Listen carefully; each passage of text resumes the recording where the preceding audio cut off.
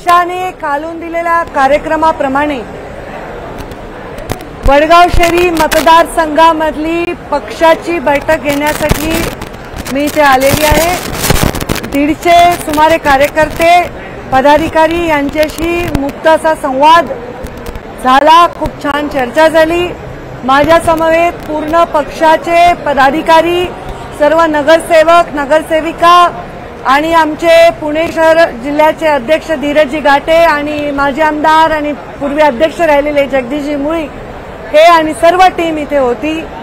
मी गेले काही दिवस महाराष्ट्रामध्ये काही मतदारसंघ जे पक्षाने दिले त्यांचा दौरा करते आहे।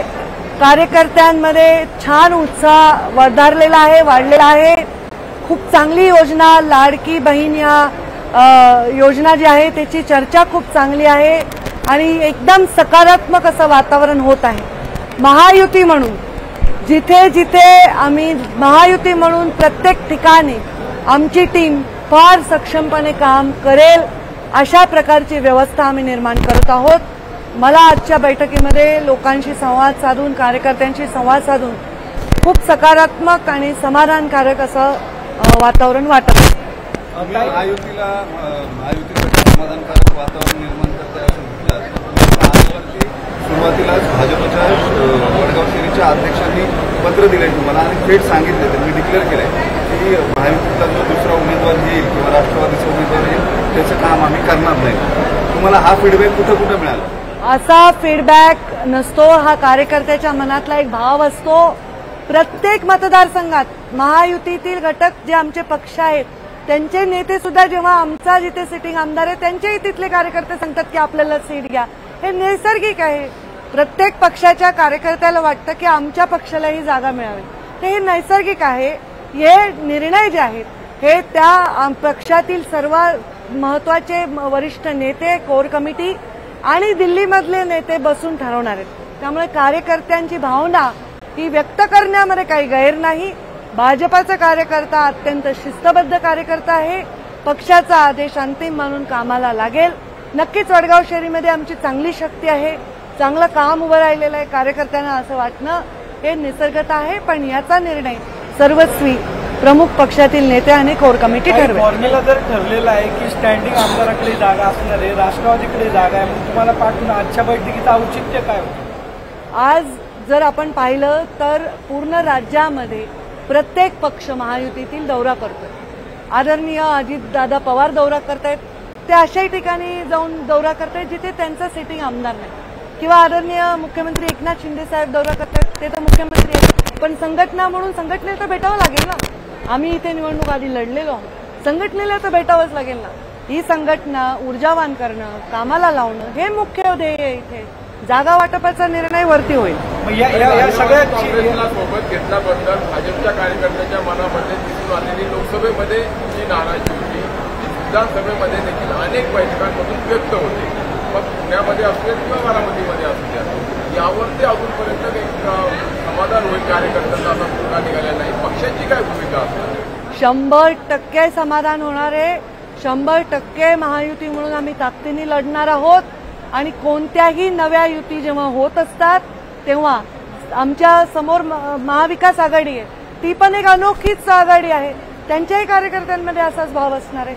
त्याच्यामुळे असं काही फार नैसर्गिक वातावरण नाराजीचं असं अजिबात आता नाही। लोकसभा झाली आता मागे, आता विधानसभेसाठी मैदानात उतरलाय। कार्यकर्ता अत्यंत ऊर्जावान आहे आणि अत्यंत चांगल्या मूडमध्ये। मग या सगळ्या बैठकांमुळे वातावरण गढूळ होतं, तुम्हाला वाटत नाही? मग काय आम्ही घरी बसायचं म्हणणं आहे तुमचं? नाही, आम्ही बैठकच घ्यायच्या नाही का पक्षात? काही अजिबात गढूळ नाही, तुम्ही करताय गढूळ। एकदम छान वातावरण आहे। कार्यकर्ते तुम्ही इथं आलात, पण इथं स्थानिक नगरसेवक आणि स्थानिक जे नेते त्यांच्यामध्ये एकमत दिसत नाही। तुम्ही म्हणले 12 नगरसेवक, किमान 6 पेक्षा जास्त इथे उपस्थित नाही। बापू पठारे जे इथे मोठे नेते ते देखील या बैठकीला उपस्थित आहेत, म्हणजे काय आहे? लढणारे नाही आहे ताकद तुम्ही काय? जे उपस्थित नाहीत किंवा जे उपस्थित आहेत यांच्याविषयी काही शेवटची बैठक नाहीये।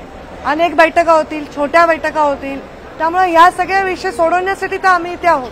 त्यामुळे उपस्थित नसणाऱ्यांची काही नैसर्गिक कारणं आहेत, काही लोकांची अडचणी असतील, त्याच्याविषयी आमचं काही कारण आक्षेप असण्याचं किंवा अस्वस्थ होण्याचं कारण नाही। पण काही लोकांचे बॅनर देखील दिसतात, त्याच्यावर भाजपचे चिन्ह बी दिसत नाही आता।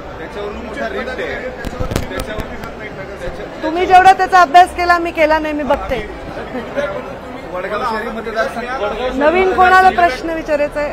आपले बरेचसे भाजपचे जे नेते आहेत इच्छुक, ते शरद पवार गटाकडे जाण्यासाठी इच्छुक आहेत, भाजपमध्ये आहेत. त्यांची नाराजी आहे का त्यांना तिकीट मिळत नाही म्हणून चालले? ते पहा, ज्या ठिकाणी निवडणूक लढणार आहे तिथे 10 लोक इच्छुक असतात. त्यातले सगळ्याच पक्षाकडून सगळ्याच पक्षाकडे येणार आहेत. काय इथं अख्खे पक्षच आलेत ना, त्यामुळे असं तर राजकारण होणारच आहे. तुम्ही म्हणता कार्यकर्ते काय नितेश राणेंची भाजपचे जे आमदार आहेत त्यांनी जी भाषा वापरली आणि पद्धतीमध्ये मारून त्या पद्धतीने मी त्यांचं कुठलंही स्टेटमेंट ऐकलेलं नाही आणि या राजकारणामध्ये माझा प्रत्यक्ष गेल्या 22 वर्षाचा स्वभाव आणि माझं जे वावर आहे त्याच्यामध्ये कोणी व्यक्तीने काही स्टेटमेंट केले त्याच्यावर मी स्टेटमेंट करत नाही. मी त्यांचं स्टेटमेंट ऐकलेलं नाही, त्याच्यावर टिप्पणी करण्याचं कारण नाही. भाजपचे आमदार याच बैठकीमध्ये एका पदाधिकाऱ्याने जो मुद्दा तुम्ही बैठकीत बसले होते काय? मला आम्ही ऐकत होतो बाहेर. आम्ही कॅमेरा नव्हता बाहेर कशी ऐकत होता तुम्ही? कॅमेरा लावला नव्हता. त्या कार्यकर्त्यांच्या ज्या भावना आहेत म्हणजे त्या मुस्लिम कार्यकर्त्यांची भावना त्या सगळ्या सकारात्मक होत्या. त्यांनी राणेंच्या वक्तव्यावर टीका केली ना, असं बोलायला नको त्यांनी म्हणलं. मी ते ऐकलेलं नाही, त्याच्यावर टिप्पणी करू शकतो. एक नेरेटिव्ह तुम्ही म्हणले संविधानावर, एक नेरेटिव्ह मराठा आरक्षणावर. हे तह करावे लागतात सत्तेसाठी. प्रत्येक मतदारसंघात अशा अडचणी येत असतात कार्यकर्त्यांच्या. या तहांचं पण या अडचणी किंवा ह्या प्रश्नांना प्रत्येक पक्षाला सामोरं जावं लागतं, प्रत्येक पक्षाला. त्यामुळे या विषयांना काहीतरी सनसनीखेज होईल असं अजिबात नाही. हा राजकारणाचा मूळ स्वभाव आहे. मुख्य ध्येय आमचं जे आहे ते मुख्य ध्येय महाराष्ट्राच्या हितासाठी परत एकदा नरेंद्र मोदींच्या नेतृत्वाखाली महाराष्ट्रामध्ये सुद्धा आमचं महायुतीचं सरकार स्थापन करणं एवढं आहे. याच्याबद्दल आम्ही क्लिअर आहे. एबीपी माझा, उघडा डोळे बघा नीट.